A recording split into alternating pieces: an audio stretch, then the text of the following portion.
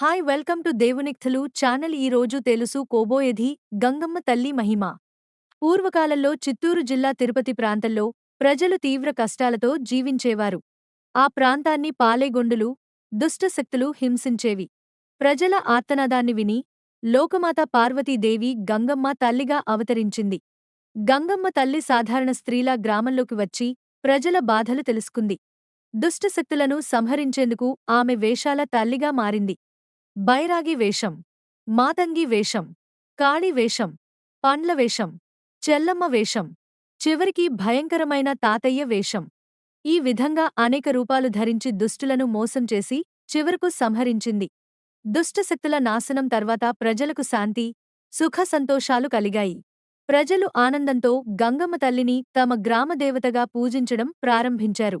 అప్పటినుంచి ప్రతి సంవత్సరం తిరుపతి గంగమ్మ జాతర ఘనంగా నిర్వహిస్తున్నారు.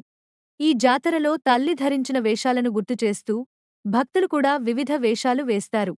స్త్రీ శక్తి, ధైర్యం, ధర్మ విజయంకు గంగమ్మ తల్లి ప్రతీక. గంగమ్మ తల్లి మహిమ భయాలను దూరం చేస్తుంది, కుటుంబ కష్టాలను తొలగిస్తుంది, శత్రు బాధలు తొలగిస్తుంది, భక్తుల కోరికలు నెరవేర్చుతుంది.